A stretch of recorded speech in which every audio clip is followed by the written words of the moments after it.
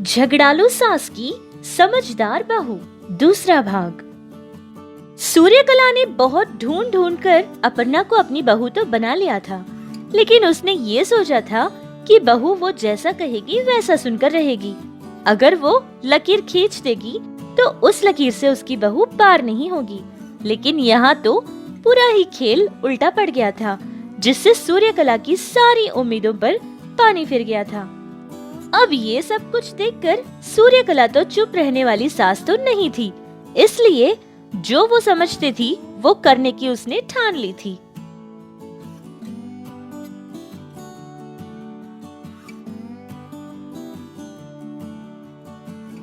अखिल, हमने सोच लिया था ना कि हम इवनिंग रेस्टोरेंट जाएंगे, तो प्लीज घर जल्दी आ जाना, ठीक है? Okay darling. अरे ये क्या, अपने पति को नाम से बुलाती हो? क्या तुम्हारे माँ बाप ने यही संस्कार दिए हैं तुम्हें? माँ, अप्पू का मुझे ऐसे बुलाना ही बहुत अच्छा लगता है। वैसे भी आजकल के जमाने में तो ये सब कुछ कॉमन है माँ, तुम रहने ही दो। ये देखो आ गया, हमेशा पत्नी का ही कहता है और उसी का सुनता है। जब देखो तब अप्पू अप्पू कह कह कर इसको तो सर पर चढ़ा रखा है इसने। अरे जा जा, ऑफिस के लिए देरी हो रही है तुझे। ठीक है अप्पू, मैं चलता हूँ, बाय। बाय अखिल। अपने पति से बात करती हुई अपर्णा अपनी सास की तरफ एक नजर डालती है। हाँ हाँ, बहुत देख लिया तुम जैसों को। वैसे तुम्हें कहकर कोई फायदा भी तो नहीं है। शादी होते ही मेरे बेटे को अपने पल्लू से बांध लिया है तुमने, और वो रहा पगला। जो तुम कहती हो वही सच समझ बैठता है। बहुत भोला और मासूम है मेरा बेटा।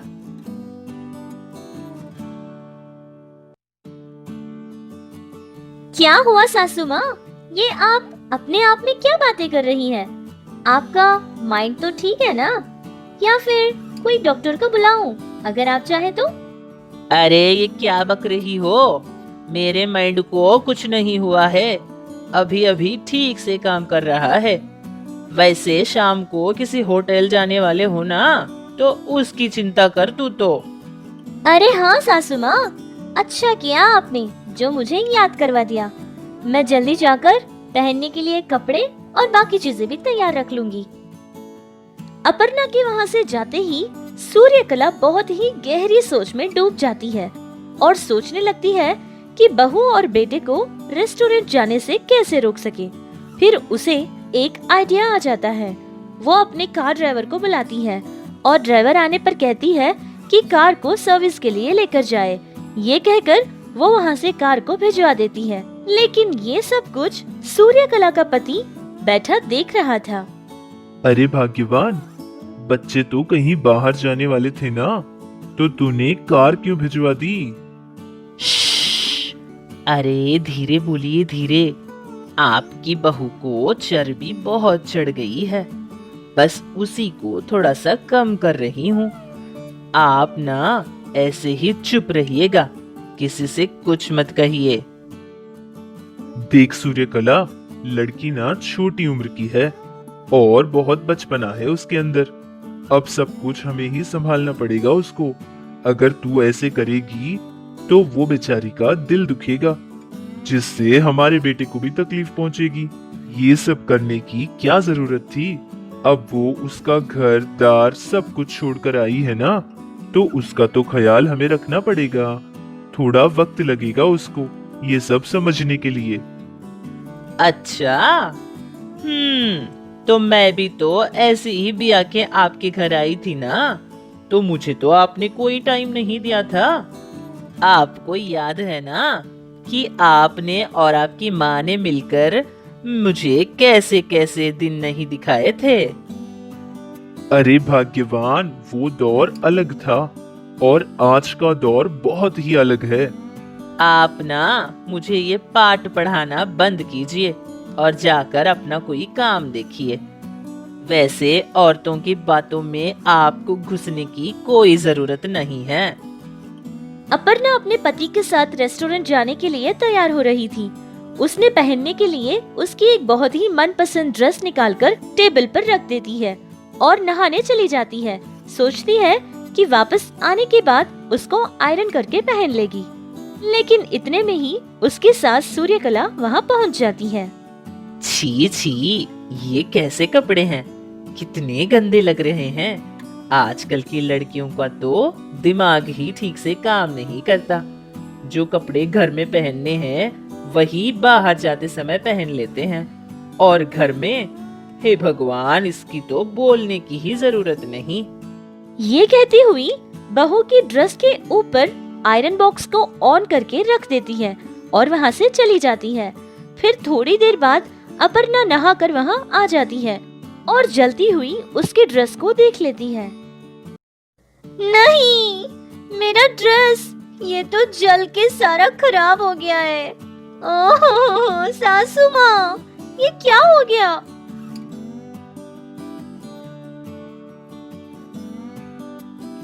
अरे अरे, क्या हो गया, क्यों इतना चिल्ला रही हो? अरे, ये तो बहुत ही बुरा हो गया। ये तो तेरा मनपसंद ड्रेस था ना, अब यही जल गया तो तू बाहर कैसे जा पाएगी? अपर्णा को ये बात बिल्कुल नहीं पता थी कि ये सारी करतूत उसकी सास की हुई है। उसकी मनपसंद ड्रेस जलकर खराब हो गई थी, जिससे अपर्णा को बहुत ज्यादा दुख हुआ था। फिर शाम हो गई थी। अपर्णा का पति भी ऑफिस से घर पहुंच गया था।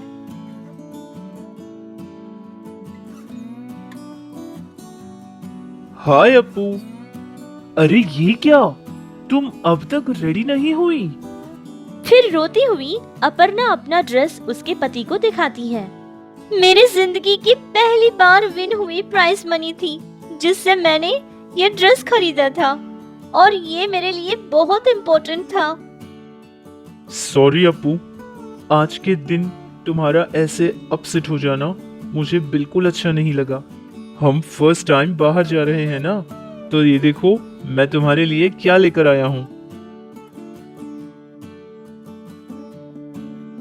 Wow Akhil, so beautiful, I love it. तुम्हें रेड कलर बहुत पसंद है ना, इसीलिए लेकर आ गया। अब इसको पहनकर जल्दी से रेडी हो जाओ। प्लीज अप्पू, जल्दी करो। अपर्णा और उसका पति दोनों ही तैयार हो जाते हैं और फिर जाने से पहले कार की कीज के लिए ढूंढने लगते हैं, लेकिन कार की चाबियां उनको नहीं मिल रही थी। माँ, कार की कीज कहाँ है?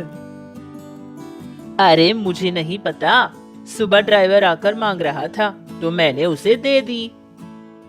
अरे माँ, हम लोग बाहर जाने वाले हैं ना, तो आज ही कीज देने की क्या जरूरत थी? फिर अपर्णा का पति अखिल कार ड्राइवर को फोन करता है। फिर पता चलता है कि उसने कार की सर्विस के लिए लेकर गया है और 2 दिन तक कार तो वापस घर नहीं आने वाली है। ये सब सुनने के बाद अपर्णा को ये शक हो गया था कि ये सब कुछ जो भी उसके साथ गलत हो रहा है वो कोई न कोई जानबूझकर कर रहा है। अपर्णा बहुत ही शक की निगाहों से अपनी सास की तरफ देखती है। अरे, ये मेरी तरफ ऐसे तुम क्या देख रही हो, जैसे कि तुम दोनों का बाहर जाना मुझे पसंद ही ना हो और जानबूझकर मैंने तेरे ये कपड़े जला दिए हो, और ड्राइवर को भी जानबूझकर ही चाबी देकर भेज दिया है मैंने। लेकिन ये सारी बातें तो मैंने नहीं कही थी। अब सब कुछ आप ही बोल रही हैं सासू माँ। बहू की कही बातें सुनकर सूर्यकला वहाँ से चुपचाप होकर अंदर चली जाती है और कुछ नहीं कहती है। ये सब कुछ देखने के बाद अपर्णा का शक भी यकीन में बदल गया था कि ये सब करने वाली उसकी सास ही थी। जैसा मैं सोचती थी, मेरी सास वैसे बिल्कुल नहीं है। इनको तो सबक सिखाना ही पड़ेगा। मुझसे खेल खेला इन्होंने। अब बताती हूँ कि ये अप्पू क्या चीज है।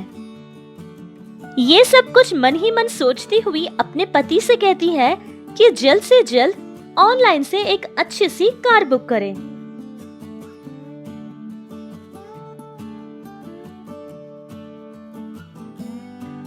अरे सासू माँ, हम बाहर नहीं जा पाएंगे, इस बात की आप बिल्कुल चिंता मत कीजिए।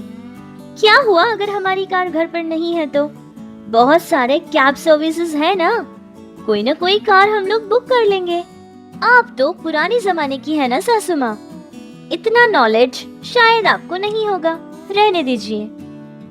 फिर अपर्णा और उसका पति खुशी खुशी बाहर चले जाते हैं, लेकिन सूर्यकला जो प्लान उसने बनाया था वो तो वर्कआउट नहीं हुआ था, जिससे उसको बहुत गुस्सा आ गया था और वो गुस्से से लाल पीली हुई बैठी हुई थी। और अपर्णा को अपनी सास की सारी करतूतों के बारे में पता चल गया था। अब अपर्णा उसकी सास के साथ क्या करने वाली है ये जानने के लिए हमें इसके अगले भाग के लिए इंतजार करना होगा। आप हमारे साथ ऐसे ही जुड़े रहिए और हमें ढेर सारा प्यार देते रहिए।